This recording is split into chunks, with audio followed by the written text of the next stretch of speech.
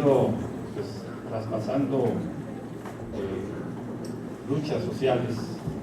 ha venido siendo enmarcada precisamente por ese derecho que tenemos los ciudadanos a este acceso a la información. Yo voy a permitir, en función de esto, dar lectura a un documento. No pretende ser una ponencia, mucho menos, simplemente una aportación, un pequeño breviario cultural de lo que ha venido siendo esta reforma constitucional, porque para mí lo más importante, independientemente que no sea precisamente este acceso a la información, es la difusión. El MIPE ha tenido gran trabajo en ese sentido de superación, de permear ante la sociedad estas reformas, este derecho, esta garantía constitucional que hoy tenemos de acceso a la información, esa obligación que tienen los entes obligados a la transparencia de la misma, pero que finalmente ha venido o ha devenido en una serie de reformas a través de los años, desde el 77, y que esta lucha pues ha venido surtiendo efectos hoy con las normatividades que han venido mencionando también los expositores. Voy a dar lectura, si me lo permiten, brevemente a ese documento. Es importante destacar que el artículo 6 de la Constitución Política de los Estados Unidos Mexicanos tuvo una reforma que inició vigencia el 7 de diciembre de 1977, en la que se incluyó la frase "el derecho a la información será garantizado por el Estado", que refería el señor senador. Hipotéticamente, esta frase final estableció un derecho a favor de la ciudadanía, brindándole la posibilidad de ser informada del quehacer público. Sin embargo, en la realidad no tuvo ningún impacto destacado, pues el sistema de partido único y la alineación jerárquica hacia el Ejecutivo nunca permitieron que se ejerciera, como ya se expuso.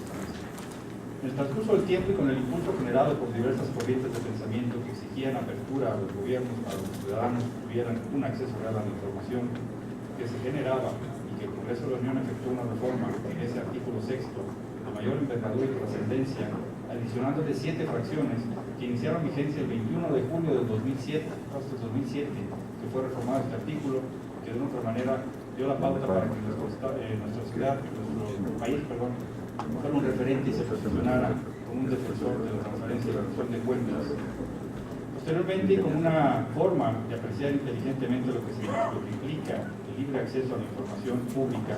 el legislador federal se vio en la necesidad de restringir el uso de datos de personas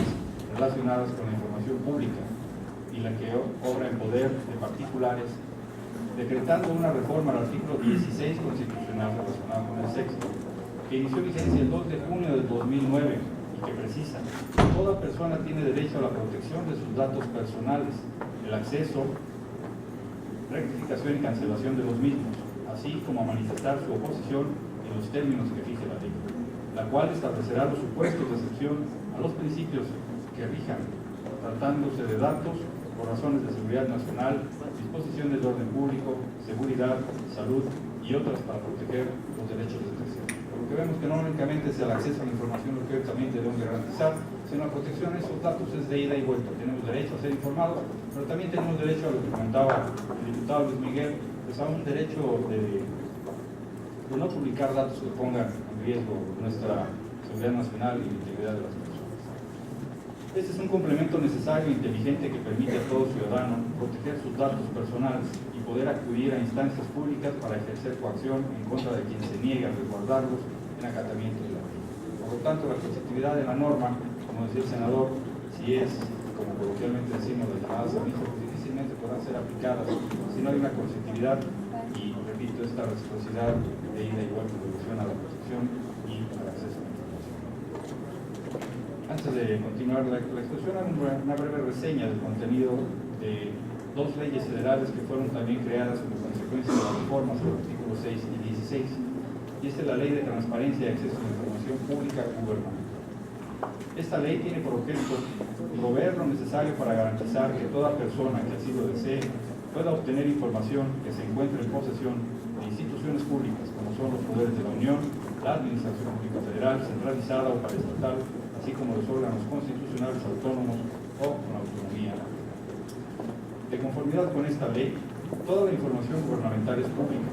Los particulares tienen derecho al acceso a ella, por ser un derecho constitucional que se rige bajo el principio de la máxima publicidad y disponibilidad de la información en posesión de los sujetos obligados, instituciones y servidores. Los objetivos principales de esta ley son transparentar la gestión pública, garantizar la protección de datos personales, favorecer la rendición de cuentas a la ciudadanía, mejorar la organización, clasificación y manejo de documentos y contribuir a la democratización de la sociedad.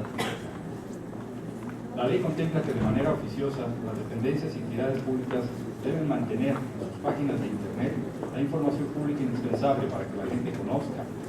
su estructura orgánica, facultades, directorio de servidores públicos, salarios, sistema de compensaciones, domicilio de la unidad de enlace, metas de servicios que ofrecen, presupuestos, contratos de obras y servicios, concesiones, permisos, autorizaciones que haya otorgado, nombres de proveedores, plazos de cumplimiento de contratos, entre otros, y esta información debe de ser accesible y asequible a todo el público. Como podemos apreciar, no es nada más una simple reforma a un artículo constitucional, sino que las leyes secundarias hoy precisamente abordan temas importantes y trascendentes para esta información y acceso a la misma. Y la obligación de los entes obligados, como decía el senador y el diputado, que hoy regulados bajo esta ley, pues no nada más es un simple derecho, sino la obligación y la responsabilidad que tiene la autoridad de que brinda esa información, sea transparente, obre páginas de internet, inclusive ya utilizando la autoridad, y esto pues nos ayuda como ciudadanos a ejercer ese derecho, pero lo principal, y vuelvo a repetirlo, este acceso a la información, estas leyes y estas normas, si no las divulgamos y no las conocemos, pues es reclamamos que es un derecho y un acceso nugado o negado por no tener el acceso efectivo. Adicionalmente, la información de oficio, los sujetos obligados deben de otorgar a las personas que lo soliciten la información o copia de los documentos que se encuentren en sus archivos relacionados con sus actividades. Hay otra ley federal de protección a los datos de posesión de particulares, que es la que refería yo al inicio, y aquí principalmente lo que debemos de abordar es que esta reforma va a ser trascendente y de apoyo precisamente para estas instituciones creadas, para estas leyes, que fueron también creadas y reformadas. Pero a mí lo que me gustaría abordar también es lo que he referido desde un inicio. El que el ciudadano tenga derecho a esa información, pero tenga acceso y conocimiento a cómo puede obtenerlo. Las instituciones hacen los esfuerzos, algunos gobiernos lo hacen, otros no, como decía el senador, muchas veces es la falta de oficio político que nos permite tener acceso a esta información. Se expenden recursos increíbles y montos que muchas veces no comprendemos en rubros en los que no son precisamente estos los que necesitamos la sociedad de tener la información, no nada más en el acceso a la información, sino en muchos otros. Entonces mi llamado sería también a los compañeros, tanto al Senado como en el Congreso de la Unión y obviamente en mi Congreso, que pudiéramos generar los recursos. Hoy a mí me llama mucho la atención que siendo responsables de autorizar los presupuestos que se van a ejercer, pues a estas instituciones difícilmente se les voltea a ver en el momento en que hay que darles recursos para que operen, al MIPE, a derechos humanos, a instituciones que hoy vemos que por ley en documentos reforzamos, porque difícilmente económicamente apoyamos para que cumplan con su responsabilidad. Difícilmente podemos exigir, como decía el senador diputado, que esta ley se cumpla si a quienes les damos la responsabilidad y la tutela de estos derechos, de estas garantías, no tienen los recursos económicos para hacerlo. Entonces el llamado es que cuando tengamos que aprobar presupuestos, voltemos la cara a estas instituciones,